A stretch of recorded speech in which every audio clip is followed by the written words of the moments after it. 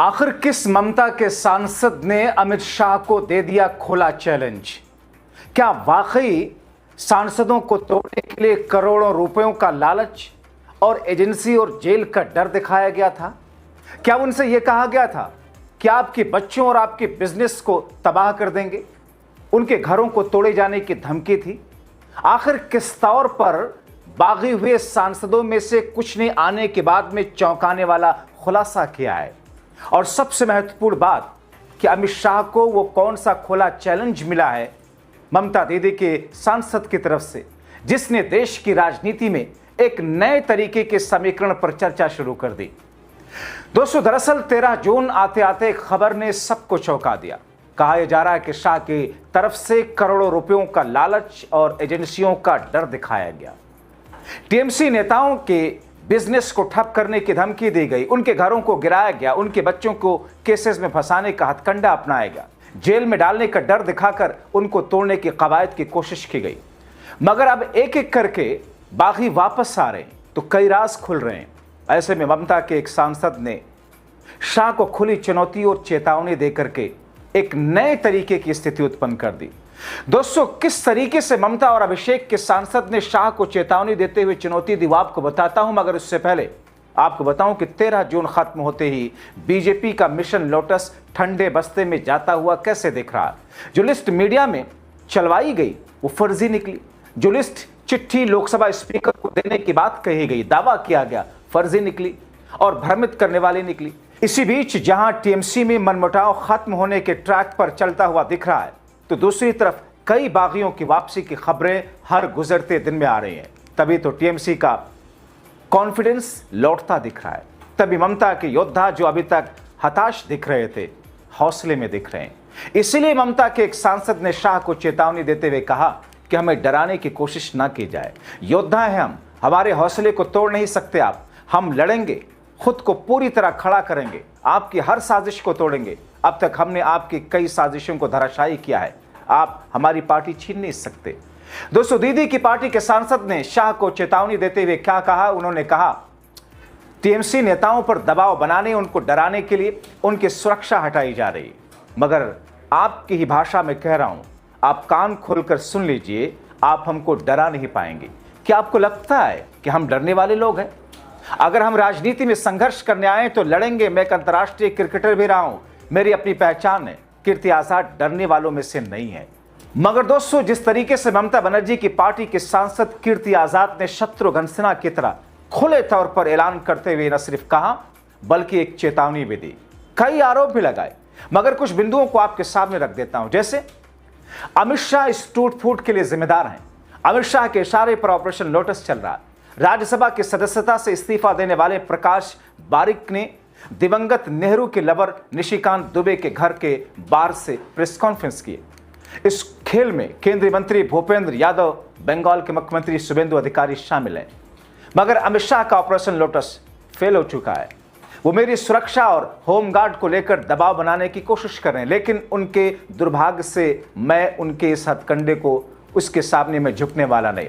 यह कहने की जरूरत नहीं कि मेरे पास कई बीजेपी सांसदों और संगठन के अनगिनत लोगों के फोन आए। सांसदों को पैसों का लालच, एजेंसियों और जेल का डर दिखाया गया।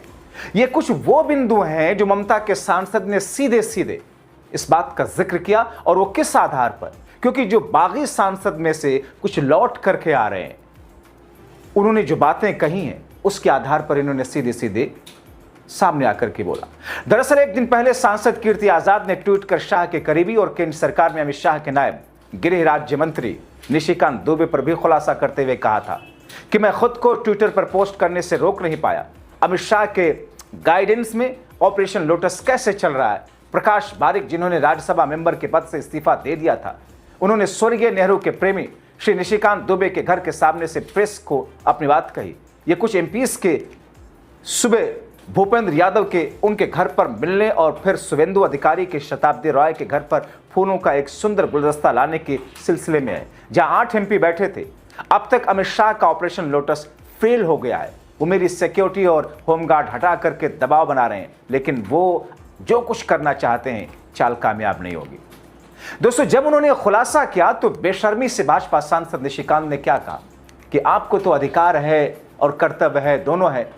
आप भी मेरे घर के बाहर या अंदर आकर प्रेस कॉन्फ्रेंस कर सकते हैं। पहली बात, मैं आपके साथ 10 साल तक बीजेपी का सांसद रहा। आपके पिताजी आज़ाद जी मेरे अभिभावक थे। दूसरी बात, आपका सांसद हूँ। आपका पुश्तैनी गांव कस्बा मेरे लोकसभा गोड्डा में है और आपके बूथ से हमेशा 2009 से लेकर 24 तक मुझे 99% वोट मिलता है। इसीलिए इस अधिकार का आप उपयोग करिए। मेरे सरकारी आवास गोड्डा के लोगों की ही देन है, जिस पर दोस्तों कीर्ति आज़ाद ने निशिकांत दुबे को आईना दिखाते हुए नसीहत दे डाली कि तुम्हें मेरा आशीर्वाद, व्यक्तिगत लड़ाई तो है नहीं, मेरा बस एक सुझाव और अनुरोध है, दुश्मनी करो, खूब करो, लेकिन वो इतनी हद से पार ना हो कि मतभेद मनभेद में बदल जाए। प्रत्यक्ष को प्रमाण की जरूरत नहीं। दोस्तों, कीर्ति आज़ाद ने कहा कि मैं तो केवल ऑपरेशन लोटस की पुष्टि कर रहा था, पहले भूपेंद्र, फिर शुभेंदु और फिर मेरा छोटा भाई निशिकांत। प्रत्यक्ष को प्रमाण की जरूरत नहीं है। जाहिर तौर पर दोस्तों, ये जो स्थितियां उत्पन्न हुई हैं, उन तमाम चीजों के बीच से जो ये बात निकल करके आई कि पहले सांसदों को लालच दिया गया, डर दिखाया गया। दुनिया की हर चीज दोस्तों डर और लालच के इर्द गिर्द कहीं ना कहीं घूमती है। वो लालच आपको अपने लिए, अपने परिवार के लिए सुरक्षा, बेहतर करियर, अच्छी जिंदगी का, वो लालच या इन तमाम चीजों से इतर आपको एक लग्जरियस लाइफ और बेथा पैसे का हो।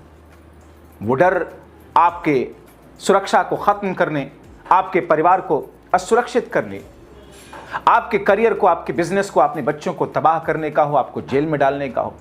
कहीं ना कहीं लिंकअप दोनों चीजों के बीच में होता है। लेकिन दोस्तों, इन दोनों चीजों से ऊपर उठ करके कुछ ऐसे लोग हैं जो सामने कोई भी मजबूत शक्ति क्यों ना हो, जो गलत हो, उसके सामने झुकते नहीं, डरते नहीं। और ऐसी स्थिति में अब कुछ ऐसे ही सांसद हिम्मत दिखा रहे हैं टीएमसी की तरफ से। और दरअसल कुछ सांसद जिनसे संपर्क किया गया, आपको मैंने बताया था कि कैसे शत्रुघ्न सिन्हा ने भी कहा कि उनको भी अप्रोच करने की कोशिश की गई, उनसे बातचीत करने की कोशिश की गई। जाहिर तौर पर बातचीत में क्या होता है कि साहब आ जाइए, आपका ये फायदा होगा, नहीं आएंगे आपका ये नुकसान होगा, और ऐसे में सामने वाले को फैसला करना होता है। इसीलिए कुछ बागी सांसद जो वापस लौट करके आ रहे हैं, उन्होंने जो बातें बताई आंखें खोलने वाली हैं।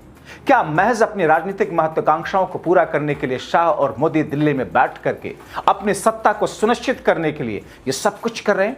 ऑब्वियसली इसीलिए कर रहे हैं। और उन तमाम चीजों के बीच में तत्कालीन कारण, जैसा कि कल के मैंने शो में बताया था, वो डिलिमिटेशन का बिल है, संविधान संशोधन है, जिसे मोदी सरकार बीते दिनों धराशायी होते हुए देखी है। इंडिया गठबंधन की मजबूत शक्ति संसद में दिखी थी।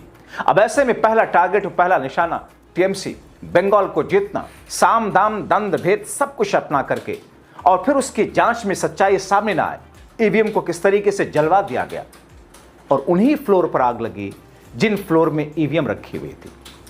और अब जबकि एक एक करके बागी सांसदों की वापसी की खबरें आ रही हैं और उनसे जो कुछ इनपुट सामने आ रहा है, उसके आधार पर ये चौंकाने वाले खुलासे, अगर एक गृह मंत्री के ऊपर ऐसे आरोप लग रहे हैं तो फिर ये देश के लिए दुर्भाग्य है।